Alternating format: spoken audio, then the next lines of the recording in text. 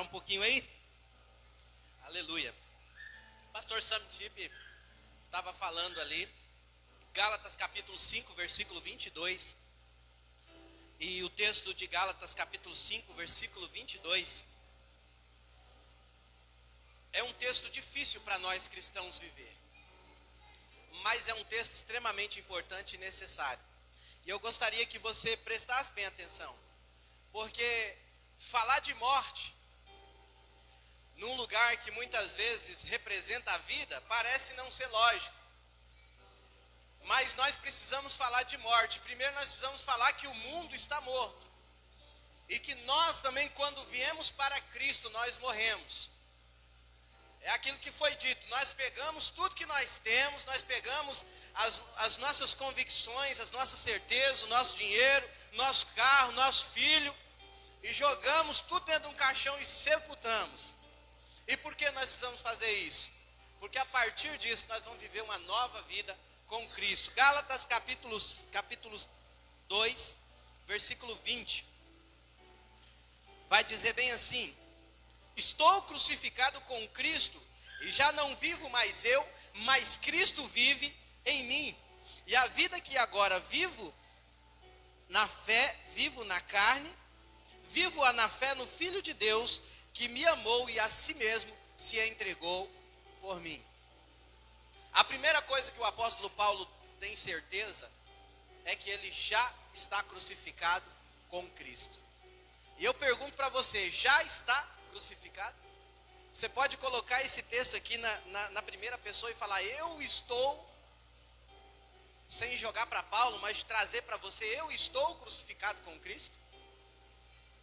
É uma pergunta importante. Porque quando nós estamos crucificados com Cristo, existem coisas na nossa vida que identificam essa crucificação. Primeiro que a morte de Cristo, se nós estamos crucificados com Ele, a morte de Cristo trouxe marcas extremamente profundas no corpo dele. E o corpo dele somos nós, igreja. Será que nós carregamos as marcas do Senhor Jesus Cristo no dia a dia? Será que as pessoas podem olhar para nós e não ver mais o Naim ignorante, brigão, reclamão, orgulhoso, teimoso, mas olhar e ver Jesus Cristo andando na terra? Porque quando a gente lê esse texto, a gente vê que Paulo está falando assim, olha, a partir de um certo momento na minha vida, morreu Paulo. E Paulo dá a descrição de quem ele era. Ele era um cara muito grande, forte dentro do judaísmo. Ele foi criado aos pés de um mestre chamado Gamaliel, um homem muito conhecedor. Mas toda a reputação de Paulo, ele diz assim, olha, eu considero toda a minha reputação como lixo, como esterco, como estrume, perto do que agora sou em Cristo Jesus. Você está morto em Cristo, você não representa mais a você e aos seus ideais. Você representa agora a Cristo. Então, o crucificado com Cristo é morte, morreu. Eu estou crucificado com Cristo. E aí ele diz, não vivo mais eu, mas Cristo vive em mim. Através de Cristo, o Espírito Santo vive em nós. E aí ele nos lança para Gálatas, capítulo 5, versículos 22 em diante, que vai falar sobre o fruto do Espírito. Que quando Cristo vive em nós, aí o que aparece não é mais a minha personalidade, ou não deveria aparecer, porque eu moldo meu coração segundo a vontade de Deus. O que é que tem que aparecer então?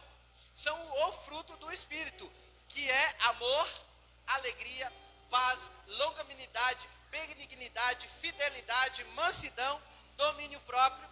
E contra essas coisas não há lei. Por isso que Cristo, quando viveu nessa terra, o que aparecia era o fruto do Espírito. E a lei daqueles judeus tentavam pegar ele de todas as formas na lei e não conseguiam, porque Cristo vivia isso. Então, quando nós falamos de avivamento e evangelismo, e isso eu quero que você preste muito bem atenção, avivamento e evangelismo não é de qualquer maneira. Para que a gente possa mostrar Cristo para o mundo, nós temos que ser Cristo na terra. A primeira vez que eles foram chamados cristãos, era porque eles eram tão parecidos com Cristo, que não tinha outro nome para falar. Olha, passou um homem aqui nessa terra, chamado Cristo, Jesus Cristo, e ele morreu. Mas só que de vez em quando tem alguém caminhando e fazendo alguma coisa, parece que é ele. Parece que ele está na terra. E aí quando esse grupo começa a crescer, não tinha como chamar de outro nome, tinha que chamar de cristão. E avivamento e evangelismo para acontecer começa com a morte do nosso eu. Porque aí nós voltamos no primeiro estudo, eu não consigo enxergar o que o coração de Deus enxerga. Enxergar uma pessoa drogada, prostituta, longe de Deus, que causou mal a mim e amar ela, e perdoar ela. Eu não consigo. Mas Cristo em mim consegue. Cristo vivendo em mim é capaz de amar as pessoas que estão alheias à nossa realidade. Então, avivamento e evangelismo começa quando a gente decide morrer para nós mesmos. É isso que nós vamos aprender nessa noite. Morrer para nós, abrir o nosso coração para Cristo viver em nós, e aquilo que Cristo é, as características de Cristo possam fluir através de nós. E a gente muitas vezes olha para a igreja e muitas pessoas falam assim: para mim ser cristão igual o fulano, eu prefiro ficar no mundo. Mas é porque o fulano não morreu para si mesmo e Cristo não vive ele. Nós precisamos viver isso aqui. Já estou crucificado. Agora é amor, alegria, paz, longanimidade, benignidade, fidelidade, mansidão e domínio próprio. Quando eu morro para mim, aí eu consigo enxergar o amor a outra pessoa. E aí eu não olho só para o dinheiro, eu não olho só para as minhas coisas, eu não olho só para o que eu preciso para mim e para minha família. Eu olho para o projeto de Deus no mundo. Eu olho para as pessoas morrendo sem Cristo. Eu olho para as pessoas doentes, precisando de oração. Nós temos que morrer para nós e viver para o Senhor Jesus Cristo. Morrer para as nossas vontades, nossas coisas, nosso eu, e deixar Cristo viver em nós. Só que morrer não é fácil. Morrer dói. Morrer é triste. Morrer fede. Se nós fosse falar tudo que é ruim de morrer, morrer apaga muita coisa, morrer tira muita coisa. Morrer não é fácil.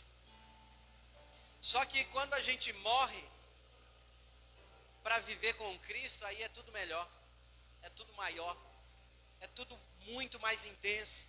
E a gente sabe disso. Só que muitos de nós viemos à igreja e não morremos para nós mesmos. E não deixamos Cristo viver no nosso coração. Porque eu só faço para Cristo depois que eu fizer para mim. Eu só dou para Cristo depois que eu tirei todo o meu.